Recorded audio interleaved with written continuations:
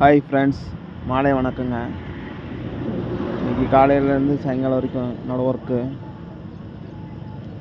காலையில் ஃபஸ்ட்டு வந்து கன்றுக்குட்டியை பிடிச்சி அந்த வயலில் கட்டிட்டு அப்படியே ஆட்டுக்கெல்லாம் தீனி போட்டேங்க.